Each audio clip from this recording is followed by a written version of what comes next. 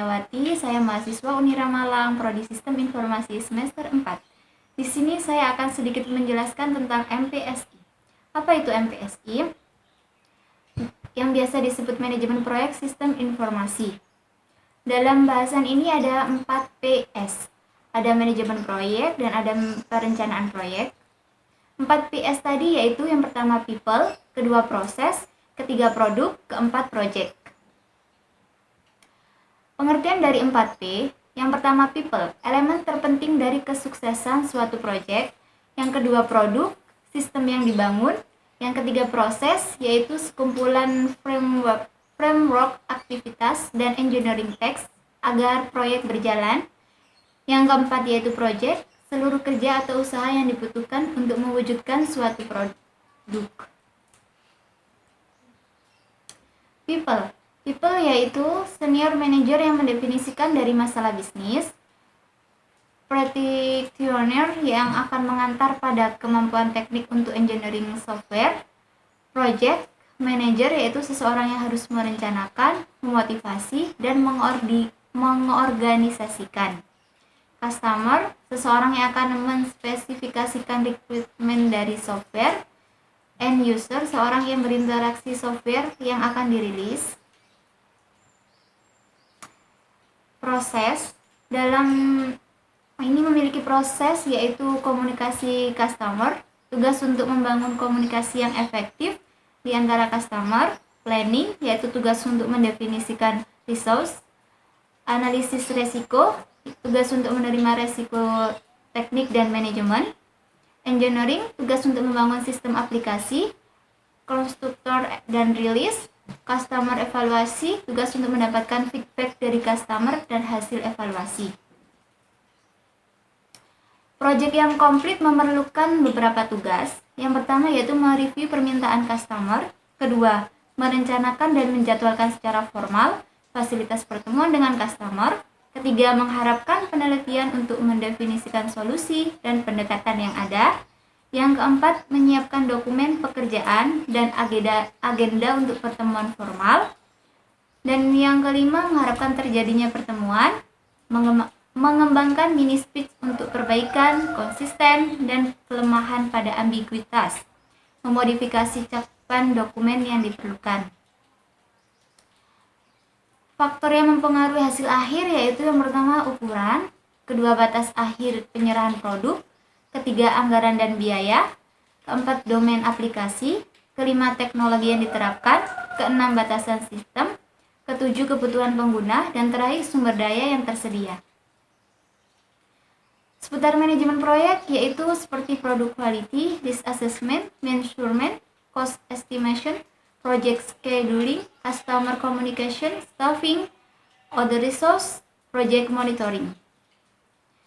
Dalam mengelola yang perlu diperhatikan yaitu waktu, informasi, organisasi, kualitas, dan uang.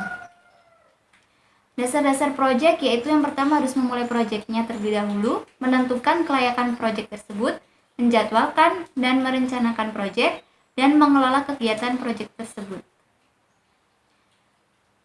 Manajemen proyek yaitu merupakan ilmu dan seni yang berkaitan dengan memimpin dan mengordinir sumber daya yang terdiri dari manusia dan material dengan menggunakan teknik pengelolaan modern untuk mencapai sasaran yang telah ditentukan. Ruang lingkupnya seperti mutu, jadwal, biaya, serta memenuhi keinginan para stakeholder. Konsep manajemen proyek menekankan pada langkah-langkah yang diperlukan dalam menjalani proyek untuk memenuhi keinginan stakeholder tadi. Dalam proyek stakeholder yang harus diperhatikan seperti proyek sponsor, eksekutif, tim, customer, kontraktor, fungsional manager. Sasaran proyek dan 3 kendala atau triple constraint yaitu pertama mutu harus sesuai target, kedua biaya harus sesuai anggaran, tidak harus dicairkan sekaligus, ketiga waktu, on time deliver per modul atau proses. Oke, System Development Life Cycle. atau biasa disebut SDLC, biasa disebut dengan siklus hidup pengembangan sistem. Jadi, SDLC merupakan proses pembuatan dan pengubahan sistem, baik model ataupun metodologi yang digunakan untuk mengembangkan sistem tersebut.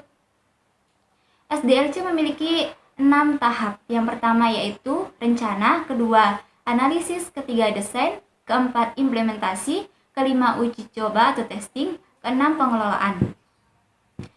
Yang pertama yaitu planning atau perencanaan, lebih menekankan pada aspek studi kelayakan pengembangan yang memiliki aktivitas yaitu pembentukan dan konsolidasi tim pengembang, mendefinisikan tujuan dan ruang lingkup pengembang, mengidentifikasikan apakah masalah-masalah yang ada bisa diselesaikan melalui pengembangan sistem, menentukan dan evaluasi strategi yang akan digunakan dalam pengembangan sistem, penentuan prioritas teknologi dan pemilihan aplikasi. Dan yang kedua yaitu analisis sistem. Analisis sistem ini memiliki aktivitas seperti melakukan studi literatur untuk menemukan suatu kasus yang bisa ditangani oleh sistem. Kedua, brainstorming dalam tim pengembang mengenai kasus mana yang paling tepat dimodelkan dengan sistem.